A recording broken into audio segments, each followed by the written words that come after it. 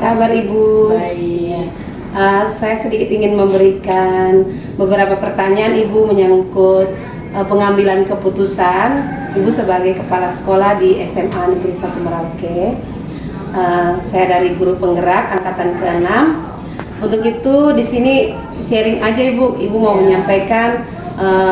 Saya juga belajar bagaimana kepala sekolah itu mengambil keputusan menyangkut masalah siswa di sekolah ini ataupun Bapak Ibu guru yang menyangkut apa saja yang ada di sekolah SMA Negeri 1.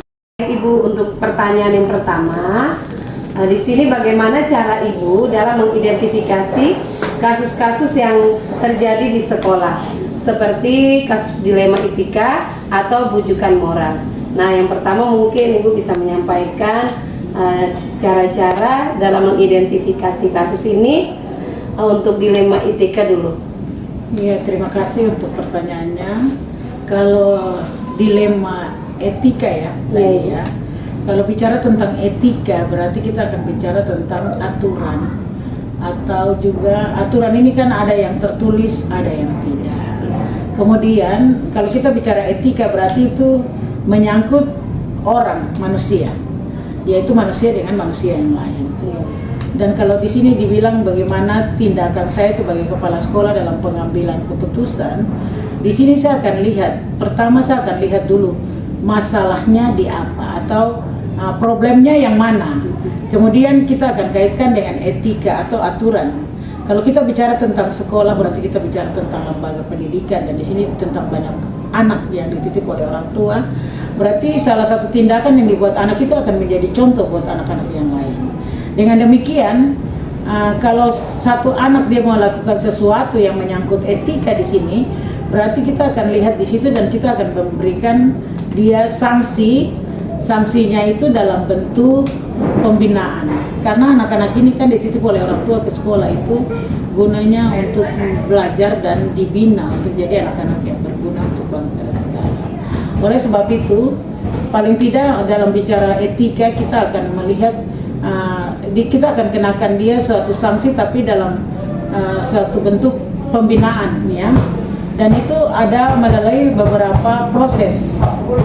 Dan kalau itu sampai prosesnya itu dia sudah bisa melakukan dengan baik dan ada perubahan dari dirinya, itu berarti anak ini kita masih memberikan dia kesempatan untuk mendapatkan pendidikan di sekolah ini. Baik Ibu, baik. Berarti bagian yang dilema etika sendiri sini, Ibu sendiri sebagai kepala sekolah, Ibu mengalami dilema tidak Ibu? Ya, kalau bicara tentang dilema benar dan salah ya. Artinya begini, kalau dilema itu benar lah, setiap manusia kalau menghadapi masalah pasti dilema ya. Tapi kan ada jalan solusinya gitu. Ada harapan ya, juga Ibu ya untuk anak-anak kita ini ya. Baik Ibu, itu untuk dilema etika. Kalau bujukan moral sendiri bagaimana untuk menyatakan bahwa ini memang benar, ini salah gitu? Ya, kalau itu kita lihat lagi kembali dari masalahnya, problemnya apa. Baik Ibu, yang berikut pertanyaan yang keempat di sini, hal-hal seperti apa yang selama ini Ibu anggap efektif dalam pengambilan keputusan pada kasus-kasus dilema etika? Oke, kalau bicara tentang dilema etika seperti yang tadi ya saya bilang tentang etika. Bicara tentang etika berarti bicara tentang aturan ya. Kita mengerti betul bahwa di dunia nih manusia itu hanya punya peradaban dua sama. Manusia mau di Eropa, di Indonesia, dimanapun sama, yaitu peradabannya itu yaitu beradab dan biadab. Dan untuk melakukan itu biasanya tidak dijadwalkan, tergantung dari kepentingan orang itu sendiri. Oke. Dengan demikian kalau bilang yang efektif, sebenarnya kita kembali ke duduk persoalannya. Masalahnya apa? Sehingga segala kebijakan ataupun keputusan yang kita ambil itu sesuai dengan keadaan dan kondisi pada saat itu. Yang kita sesuaikan dengan masalah itu. Gitu. Jadi jangan sampai masalahnya itu di tempat lain, keputusan dan kebijakan yang kita ambil itu di tempat lain. Jadi tidak relevan gitu ya, tidak sesuai. Jadi paling tidak kalau kita bicara tentang kelakuan anak, berarti hubungannya dengan misalnya kita di sekolah ini saya dibantu oleh para wakase. Di situ ada wakase kesiswaan, ada humas dan lain-lain. Jadi kalau menyangkut siswa ya pasti saya akan tujukan itu ke kesiswaan. Vokasi kesiswaan dengan dia punya bapak ibu yang membantu stafnya itu yang akan mengurus. Kalau sampai sudah tidak mampu mereka urus, atau anak ini tidak bisa melewati proses dan perlu saya ambil satu keputusan atau saya buat satu kebijakan, baru saya ikut campur dalam masalah tersebut. Tapi kalau tidak, saya masih memberikan kesempatan untuk mereka. Tapi pada umumnya tetap harus melewati aturan dan melewati proses itu.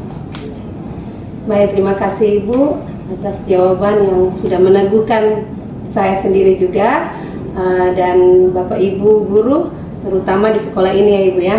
Kemudian pertanyaan yang terakhir, di sini hal-hal apa saja yang selama ini merupakan tantangan dalam mengambil keputusan pada kasus-kasus dilema etika? Oke, kalau bilang tantangan ini berarti sesuatu yang terjadi dalam bentuk problem ya. Kalau bicara tantangan ini ada dua macam kalau menurut saya, dalam diri kita sendiri dan